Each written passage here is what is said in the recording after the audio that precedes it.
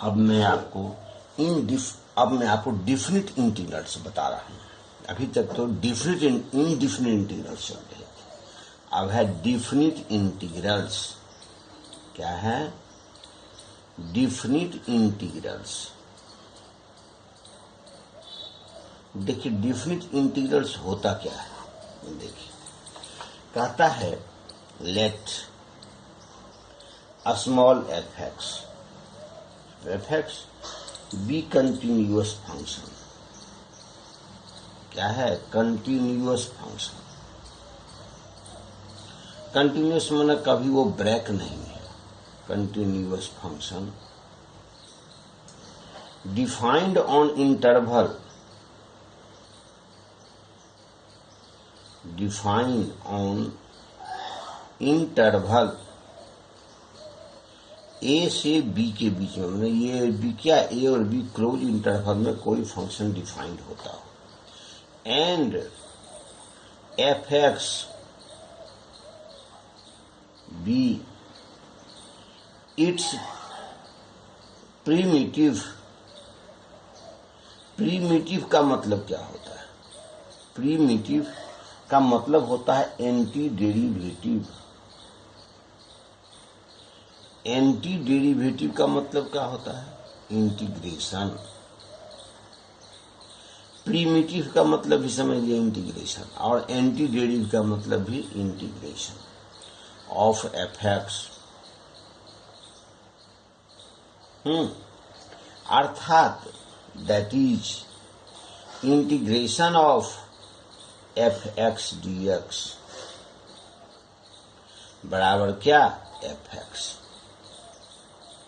या कह सकते हैं क्या, इसको डिफरेंशिएट करेंगे तो ये हमको मिलेगा, और कह सकते हैं क्या, डिफरेंशिएशन ऑफ एफ एक्स, नहीं, with respect to F X is equal to क्या? Small F X plus C हो जाता है। देन तब different integrals, then different integrals of f(x)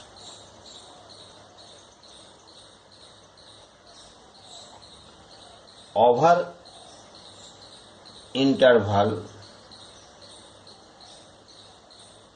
a से b के बीच में is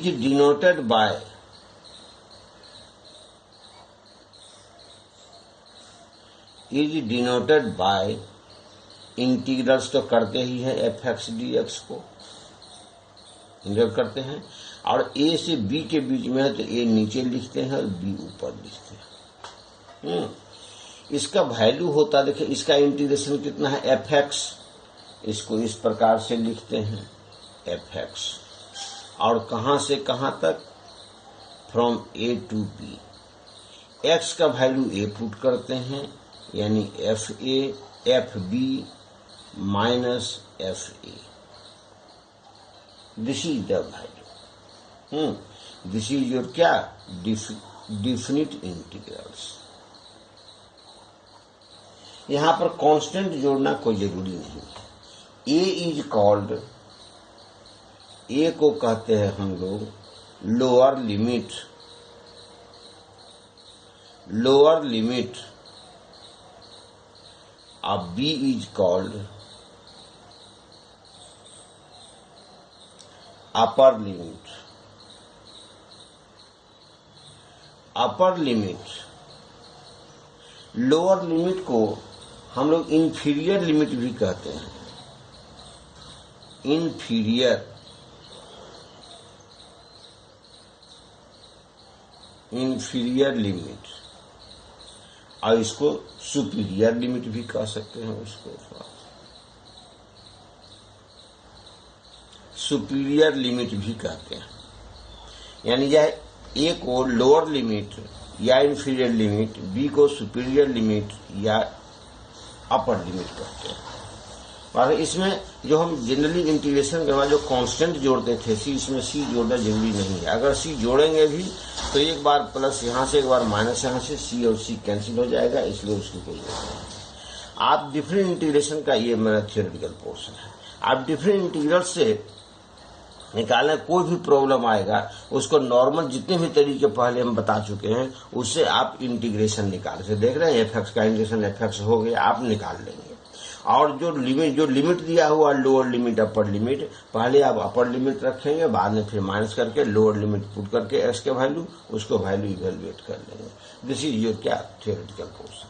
आप जैसे उदाहरण तौर पर आप लेते हैं, मान लिया जाए सपोज दैट आपको इंटीग्रेशन करना है, एग्जाम्पल मान लो इंटीग्रेशन करना है cos स्क्वायर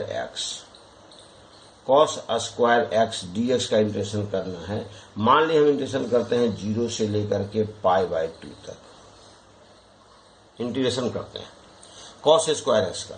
तब पहले आप cos स्क्वायर एक्स का नॉर्मल तरीके से जो इंटीग्रेशन निकालते हैं आप निकाल लीजिए। कैसे निकालते हैं देखिए, स्क्वायर फंक्शन है, किस प्रकार से इंटीग्रेशन आप मालूम करते हैं, है ना। cos स्क्वायर को हम लोग क्या करते हैं, स्क्वायर बताए हैं कि कोई भी cos स्क्वायर हो, साइन स्क्वायर हो, है ना, इसको हम लोग cos क्यू हो, साइन क्यू हो, हमेशा उसको मल्टीपल एंगल में हम ट्रांसफर करते हैं। मल्टीपल ट्रांसफर करने के लिए इसको 2 से मल्टीप्लाइड और 2 से डिवाइड कर देते हैं, है ना, cos स्क्वायर एक्स dx। या डायरेक्ट फॉर्मूला भी आप इसको cos स्क्वायर एक्स का मल्टीपल एंगल में लिख सकते हैं। तो लिखेंगे 1/2 इंटीग्रेशन फ्रॉम 0 टू, लिखते हैं इंटीग्रेशन, देखो इसी को पढ़ते हैं integration of F X D X from A to B, है ना। इसको इस प्रकार से भी पढ़ते हैं हम लोग। ये ध्यान रखिएगा कैसे पढ़ते हैं, यह भी हम लोग ध्यान रखेंगे, है ना।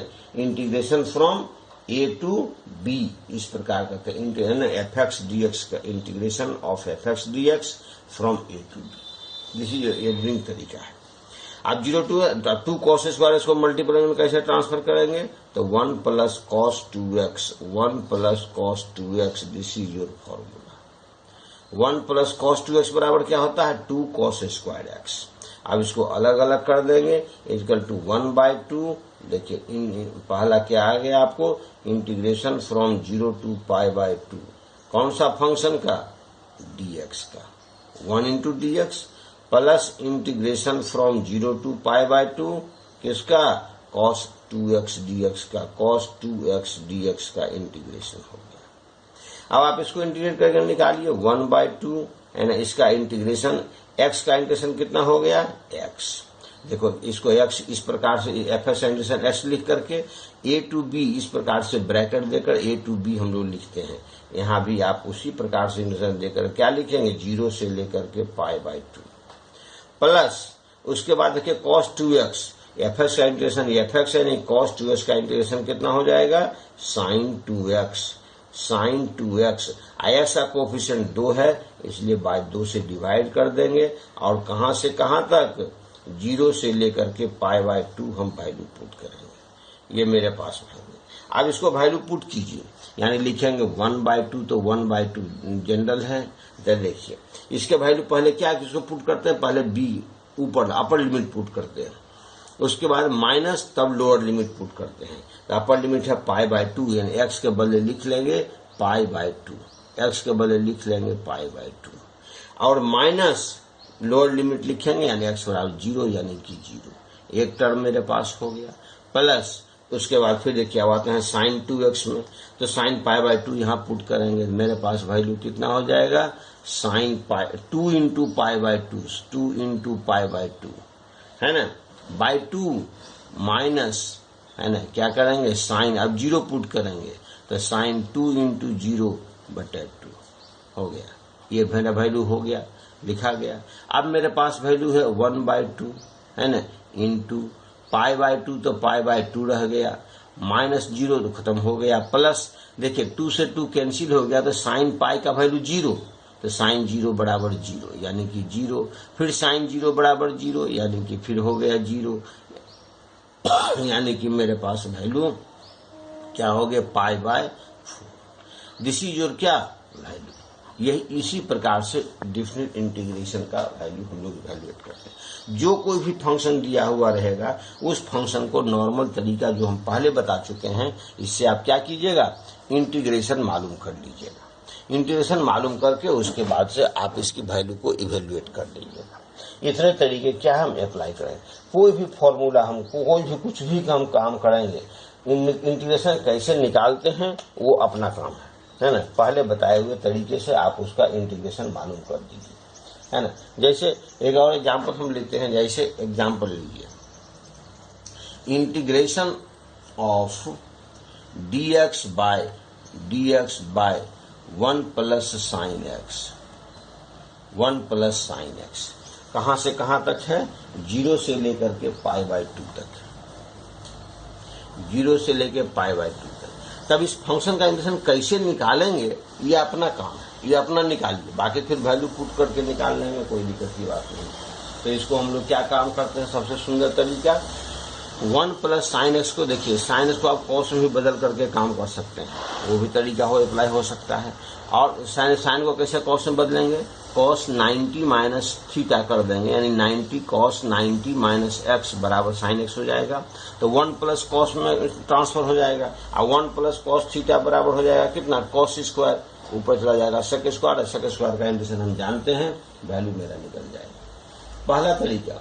दूसरा तरीका अप्लाई करते हैं क्या, कि जैसे देखिए 1 प्लस साइन एक्स है, इसको आप रेशनलाइज कर दीजिए, ये भी तरीका अप्लाई हो सकता है। तो क्या लिखेंगे, देखिए इंटीग्रेशन फ्रॉम, हम वही रेशनलाइजेशन वाला ही काम करते हैं, 1/2, यानी कि 1 माइनस साइन एक्स से आप दोनों को ऊपर नीचे मल्टीप्लाई कर दीजिए। 1 plus sine X, 1 plus sine x into 1 minus sine x, आप मल्टीप्लाई और डिवाइड कर दीजिए।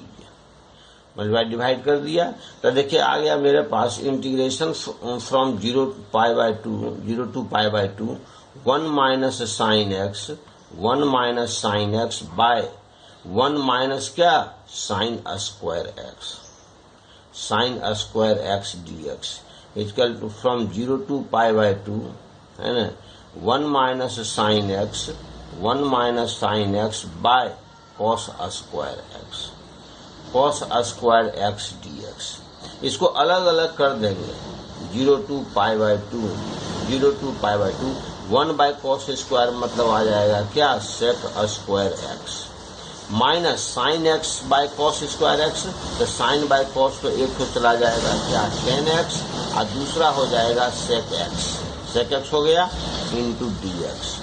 आप दोनों को देखो अलग अलग, जैसे हमने अलग अलग करके इंटीग्रेशन निकाल के काम किया है, आप दोनों को एक में भी कर सकते हैं, कोई दिक्कत नहीं है। जैसे यहाँ सेक स्क्वायर का इंटीग्रेशन कितना हो जाएगा, 10x, सेक स्क्वायर का इंटीग्रेशन हो जाएगा 10x, और 10x इंटू सेक एक्स का इंटीग्रेशन हो जाएगा सेक एक्स, दोनों एक बार इंटीग्रेशन हो गया। अब दोनों को इस प्रकार से, है ना, लिमिट लिखने के लिए लोअर लिमिट 0 और अपर लिमिट π/2 हम लिख लिए। बात समझ गए इस बात को। अब यहां से इस चीज की वैल्यू को आप यहां से पुट कीजिए, देखिए किस प्रकार से मेरे पास वैल्यू आते हैं।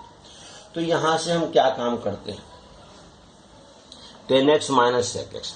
अब जब π/2 जब हम पुट करते हैं तो देखो मेरा वैल्यू कैसे कैसे पहुंच जाता है ना। इसका ऐसी अवस्था में हम क्या करते हैं, जब 0 जब यहाँ पुट करते हैं, पुट कीजिए 10x, 10 π/2 पुट करें क्या होगा, इनफाइनाइट हो जाएगा, क्योंकि 1090 पर क्या होता है, इनफाइनाइट होता है। आज सेक π/2 पर मेरा वैल्यू कितना होता है, सेक π/2 यह भी इनफाइनाइट होता है। देखिए मेरा क्या वैल्यू आ गया, इन्फिनिटी माइनस इन्फिनिटी का टर्म हो गया। बात समझ रहे हैं, ये टर्म क्या हो गया, इन्फिनिटी, इसका भी वैल्यू पुट करेंगे, वैल्यू पर क्या हुआ मेरा, इन्फिनिटी का वैल्यू टर्म पुट हो जाता है। तो ऐसी अवस्था में हम इसको क्या करें, इसको लिमिट लेते हैं। 0 तो पुट कर सकते हैं, कोई दिक्कत की बात नहीं है, समझ रहे हैं ना बात नहीं। इसको ये एक टेक्निक समझ रहे हैं कि अगर वैल्यू पुट करने से अगर वह इनडिटर्मिनेट फॉर्म में ट्रांसफर हो जाता है, जैसे यहाँ π/2 पुट करेंगे तो 10 π/2 इनफाइनाइट हो गया, और सेक π/2 भी इनफाइनाइट हो गया, है ना। तो इन्फिनिटी माइनस इन्फिनिटी का टर्म हो गया। तो इसी अवस्था में π/2 पर हम क्या करते हैं, लिमिटिंग वैल्यू को लेते हैं, क्योंकि इनफाइनाइट वैल्यू को हम डिटरमाइन नहीं कर सकते हैं। हमने आपको बताया हुआ कि लिमिट लेने में, है ना, इनडिटरमिनेट टर्म किसे कहते हैं। तो अब इसका π/2 पर क्या कर लेंगे, लिमिट ले लेंगे। आप लीजिए, है ना, लिमिट, है ना, limit x tends to x, π/2 नहीं बल्कि x टेंड्स टू π/2। क्या मेरा वैल्यू आ जाएगा, 10x, है ना, 10x माइनस sec x हो गया, 10x माइनस sec x, और माइनस ये तो π/2 वैल्यू पुट करके हमने काम कर लिया, लिमिट ले लिया। अब 0 जब पुट करेंगे तो देखो मेरे पास वैल्यू क्या हो जाएंगे, 10x यानी 10 0 मेरे पास वैल्यू हो जाएगा 10 0 माइनस sec 0, है ना, यह मेरे पास वैल्यू हो जाएगा। समझ गए। अब इसका लिमिट किस प्रकार से देखो लेते हैं, लिमिट, है ना, लिमिट यहाँ आता, पहले इन्फिनिटी माइनस इन्फिनिटी का टर्म आया, अब लिमिट लेंगे x tends to π/2, x tends to π/2। 10x को साइन बाय कॉस और 1 बाय कॉस करेंगे, मेरे पास वैल्यू हो जाएगा sine x minus 1 divided by cos x, divided by cos x, sine x minus cos x, sine x minus 1 by cos x, और minus क्या मेरा value हो जाएगा, इसके मेरा वैल्यू है 0 और इसका वैल्यू है -1। हो गया, निकल गया। अब यहाँ देखो 1 माइनस कॉस x, इसके वैल्यू जो पुट करेंगे कितने मेरे वैल्यू आ जाएंगे, है ना। अलग अलग हम इस चीज को अगर हम काम करते हैं तो किस प्रकार से मेरा वैल्यू आता है। अब यहाँ अगर एल हॉस्पिटल रूल को देखो, यहाँ π/2 पुट करेंगे तो साइन π/2 का वैल्यू कितना हो गया, 1, तो 1 माइनस 1 0 और cos 0, cos π/2 0, यानी यह फॉर्म कितने, यह किस फॉर्म में पहुंच गया, 0/0 के फॉर्म में पहुंच गया। तो 0/0 के फॉर्म में जब आया तो बता दें क्या एल हॉस्पिटल रूल कैसे अप्लाई करते हैं। एल हॉस्पिटल रूल मतलब क्या, इसको आप डिफ्रेंशिएट कर दीजिए, है ना, यानी आप लिमिट लीजिए, लिमिट, है ना, x tends to π/2, x tends to π/2। अब इसको जब लिमिट लेंगे तो क्या देखो लिमिट आता है, साइन x का डिफ्रेंशिएशन क्या होता है, cos x हो गया, और 1 का हो गया 0, बट cos x का क्या होता है, sin x हो गया, cos x का हो गया sin x हो गया, यह, और -0 यानी -1। अब यहां से देखिए यह जब करेंगे तो cot π/2 तो cos π/2 बराबर 0 और sin π/2 बराबर 1, यह मेरा था कितना 0/1, यानी मेरा वैल्यू कितना हो गया 0 और माइनस माइनस प्लस 1, अर्थात मेरे वैल्यू कितने हो गए 1। This is your answer. समझे, ये थोड़ी सी टिपिकल क्वेश्चन आपके लिए हुआ। ये ध्यान रखिएगा कि कभी भी डिफरेंट इंटीग्रल्स में अगर वैल्यू इनडिटर्मिनेट होता हो तो इसी अवस्था में उसको हम क्या कर लेंगे, लिमिट ले लेते हैं। उस पॉइंट पर लिमिट लेकर के फिर काम कर लेते हैं। लिमिट लेने का सब लिमिट, ये देखिए इन्फिनिटी माइनस इन्फिनिटी, यह टर्म क्या है, इन्फिनिटी माइनस इन्फिनिटी का टर्म है ना। दिस इज क्या, इनडिटर्मिनेट है। ये क्या है, इनडिटर्मिनेट टर्म है ना, इस अवस्था में है। और यहाँ पर देखो यह मेरा वैल्यू कितना होगा, 0/0 के फॉर्म में है, यह भी इनडिटर्मिनेट है ना। तब भी लिमिट हम ले रहे हैं, तो इसको क्या करें, एल हॉस्पिटल अप्लाई कर दिए, लिमिट ले लिए, कोई दिक्कत की बात नहीं है।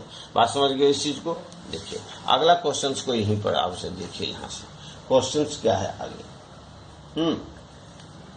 बहुत अच्छे क्वेश्चंस थे, इसी को चूंकि ऐसा बहुत सारे क्वेश्चंस आपके पास मिलेंगे।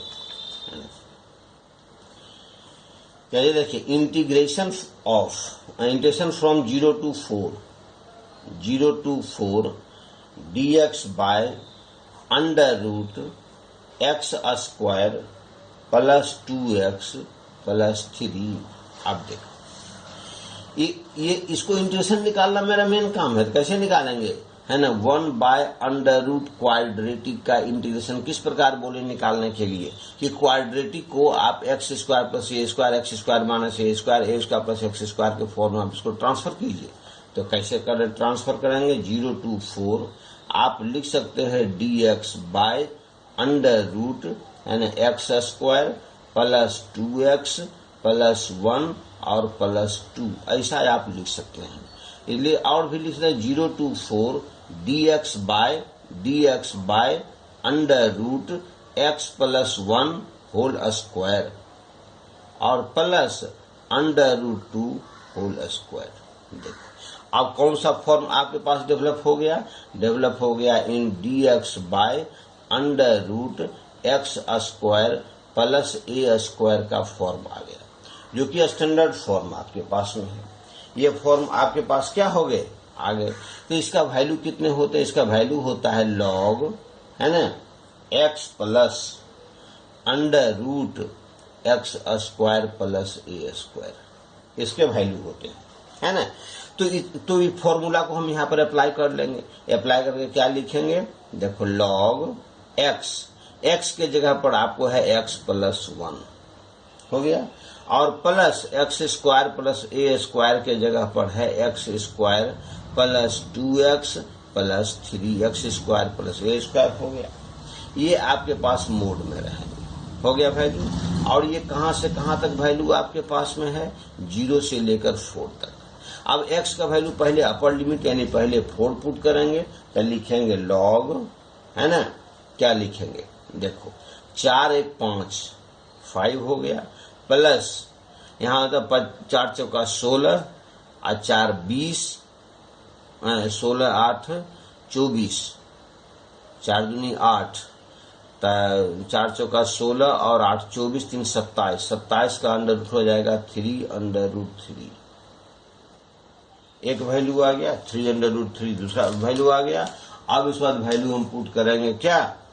0 माइनस अपर लिमिट पुट कर दिया, अब 0 पुट कीजिए तो आ जाएगा लॉग 0 हो गया 1 प्लस कितना? देखो ये 0 0 3 यानी 1 प्लस अंडर रूट 3, ये मेरे वैल्यू हो गए। पास इसको आप log m minus log n बराबर आप लिख सकते हैं log 5 plus 3 under root 3 divided by 1 plus under root 3। अब यहाँ आंसर हमको लिखना था। अब यहाँ डिफरेंट इंटीग्रेशन में सी लिखने की जरूरत नहीं है, डायरेक्ट आप इसका आंसर इस प्रकार से आप लिख सकते हैं। बात समझ गए इस बात को किस प्रकार से हम वैल्यू इवेल्युएट करते हैं? एग्जाम्पल देखिए, है ना, हमको इंटीग्रेशन निकालना मेन काम है। किस प्रकार से इंटीग्रेशन हम मालूम करते हैं? Integration from 0 to pi by 2 cos x dx divided by 1 plus cos x और प्लस sin x। इसको इंटीग्रेशन निकालना मेरा मेन काम है, बाकी फिर वैल्यू पुट कर देंगे, वैल्यू निकल जाएगा, कोई दिक्कत की बात नहीं। तो देखो किस प्रकार से निकालते हैं, यहाँ से देखिए 0 to pi by 2 cos x को आप लिख सकते हैं cos square x by 2 minus sine square x by 2 और divided by 1 plus cos x के बदले लिख सकते हैं क्या? 2 cos स्क्वायर x बाय 2 और प्लस साइन x के बदले लिखेंगे 2 sine x by 2 sine x by 2 into cos x by 2 लिख लिया इंटू dx। अब देखो ऊपर का जो टर्म है 0 टू पाई, जो लिमिट हो गया 0 to pi by 2, A square minus B square में लिख लेंगे cos x by 2 plus sine x by 2 लिख लिया। और फिर लिखेंगे क्या? cos x by 2 plus minus sine x by 2 लिख लिया, डिवाइडेड बाय देखो 2 cos x by 2 cos x by 2 common ले लेंगे, हो जाएगा 2 cos x बाय 2 कॉमन ले लिया तो बच गया यहाँ से क्या? cos x बाय 2 यहाँ से बच गया sin x बाय 2। अब देखो एक टर्म तो मेरे पास क्या हो गए? कैंसिल हो गए, ये टर्म मेरे कैंसिल हो गए। मेरे जो बच गए 1/2, तो 1/2 अब बाहर निकाल लीजिए, आ जाएगा 1/2 बाहर निकल गया। Integration from 0 to pi by 2, है ना, मेरे पास बच गए क्या? cos x by 2 minus sine x by 2 into dx by क्या मेरा बच गया? cos x by 2। ये मेरे पास वैल्यू हो जाएगा cos x बाय 2। अब आप इसको अलग अलग कर दे तो बहुत अच्छा रहेगा। 1/2 from 0 to pi by 2 cos by cos 1 हो गया, माइनस 10x बाय 2 ये मेरे पास वैल्यू हो गया। अब इसको मेनली मेरा काम क्या है, इंटीग्रेट करना। मैंने कहा इंटीग्रेट करना, तो अब इंटीग्रेशन कीजिए, इक्वल टू 1/2 है ना। देखो 1 का इंटीग्रेशन कितना होता है, x। और 10x/2 का कितना हो गया, log sec x/2, log sec x/2, sec x/2 या minus cos x/2, minus log cos x/2, तो माइनस माइनस प्लस हो जाएगा log है ना cos x/2। आज देखो 1/2 इसका कोफिशिएंट है, तो 1/2 करेगा तो 2 क्या हो जाएगा, यहाँ ऊपर चला जाएगा। यही देखो मेरे पास क्या हो गए, इंटीग्रेशन हो गए। 0 to π/2 आप वैल्यू पुट कर दीजिए। अब आप upper limit lower limit put कीजिए, 1/2 इंटू अपर लिमिट π/2 पुट कर, x के बदले हो गया π/2 और प्लस 2 log cos क्या हो जाएगा, π/4, π/2 π/4 हो गया और माइनस ये एक टर्म हो गया। अब लोअर लिमिट पुट कर हो जाएगा 0 प्लस 2 log cos है ना 0/2 पुट करेंगे। देखो ये मेरे पास वैल्यू हो गया। तो इक्वल टू 1/2 है ना इंटू क्या आ जाएगा मेरा π/2, तो π/2 रह जाएगा, प्लस 2 log cos π/4 का वैल्यू लिख दो तो 1/√2 हो गया, 1/√2 हो गया। एक टर्म मेरे निकल गए और माइनस यहां से देखो यह तो 0 है और प्लस cos 0 का वैल्यू 1, तो log cos 2 log cos 1, 2 log 1 आ गया और log 1 का वैल्यू क्या हो गया, 1 का वैल्यू क्या हो जाएगा 0, यानी यह टर्म कंप्लीट क्या हो गया 0। अब यहां से देखो 1/2 केवल सॉल्यूशन अब है, क्या होता है π/2 प्लस इसको देखो सॉल्व करेंगे तो 2 log 1 माइनस 2 log √2 हो गया मेरे पास वैल्यू, इतना आ गया, ये तो 0 हो गया। फिर log 1 क्या हो गया 0, फिर इसका वैल्यू 0 हो गया। यहां से जाएगा 1/2 है ना इंटू π/2 माइनस 2 log है ना। देखो √2 है, √2 का पावर कितना 1/2 होगा, तो इंटू क्या 1/2 मल्टीप्लाई हो जाएगा, log 2 लिखा जाएगा। कोई दिक्कत, या 2 को इधर चले जाएंगे तो √2 का होल स्क्वायर यानी कि 2 चला जाएगा। आप वैसे भी काम कर सकते हैं।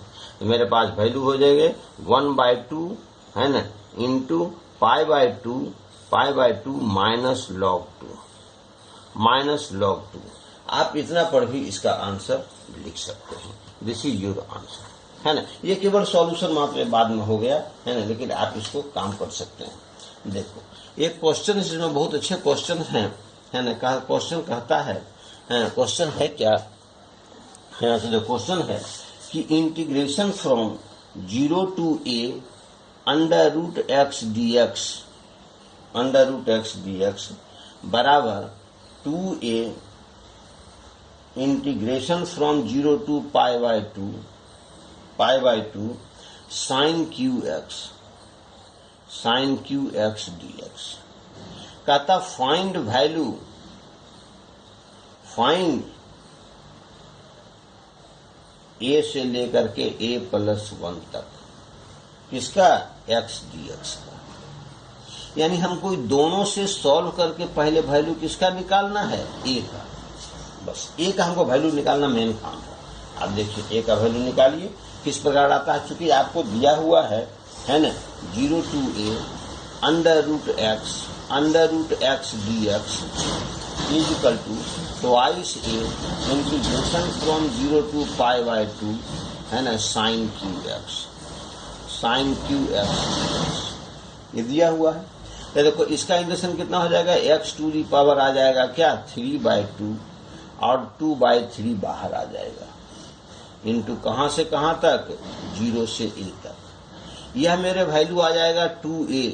साइन q को इंटीग्रेशन किस फॉर्म में करेंगे, पहले मल्टीपल एंगल में हम ट्रांसफर कर लेंगे। मल्टीपल एंगल में मेरा वैल्यू होता है 3 sin x minus sin 3x divided by 4 into dx। अब इस चीज को वैल्यू देखो, यहां से वैल्यू होता है 2/3 यह मेरे पास वैल्यू कितना हो जाएगा, a to the power 3/2 minus 0 is equal to, यह मेरे पास वैल्यू कितना हो जाएगा 2a। इसको इंटीग्रेशन करेंगे तो मेरे पास वैल्यू क्या देखो 3/4 और उसके बाद साइन एक्स का क्या होगा cos x, साइन एक्स का हो जाएगा cos x, हो गया माइनस cos x हो गया, माइनस cos x निकल गया, और minus minus minus plus sine x का फिर हो जाएगा cos 3x बाई 3 तो यहां से चला और फिर कितना बाई 3 हो गया, बाई 3 यहां से निकल गया। तो देखो बाई 3 यहां से भी मालूम हो गया, तब मेरे पास वैल्यू कितने हो जाएंगे यहां से, यानी ये कहा क्या हो जाएगा 0 to π/2। अब बाई 4 है तो 3 को यहाँ, ये बाई 4 को यहाँ से डायरेक्ट यहाँ से बाई 2 ये बाई 4 कर देते हैं, कोई दिक्कत नहीं। यहाँ से देखो मेरे पास वैल्यू हो जाएगा 2a to the power 3/2 by 3, केवल हमको a का वैल्यू निकालना है, यानी a/2 इंटू पुट करेंगे है ना 3 इंटू है ना माइनस cos π/2 है ना। अब माइनस माइनस प्लस cos 0 एक टर्म मेरे निकल गए। अब प्लस cos 3 यहां से पुट करेंगे तो cos 3π/2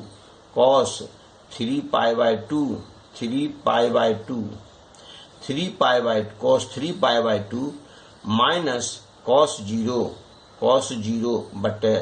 0/3, यह भी मेरे वैल्यू हो गए। अब यहाँ देखो कितना हो जाएगा twice a to the power 3/2 है ना बाई 3 इज इक्वल टू, ध्यान रखेंगे इसे केवल a का वैल्यू निकाल करके a का वैल्यू इसमें पुट कर देंगे और वैल्यू इवैल्यूएट कर लेंगे है ना। जो बचा a/2 और यहाँ मेरे वैल्यू कितने हो जाएंगे, देखो cos π/2 का वैल्यू 0, cos 0 बराबर 1, केवल वैल्यू आएगा 3 हो गया। उसके बाद प्लस देखो cos 3π/2 का वैल्यू 0, केवल cos 0 का वैल्यू 1, यानी मेरे पास वैल्यू हो जाएगा -1/3 मेरे पास वैल्यू हो गया क्या, twice a to the power 3/2 तो 3/2 बाई 3 इज इक्वल टू, मेरे पास वैल्यू था 4a है ना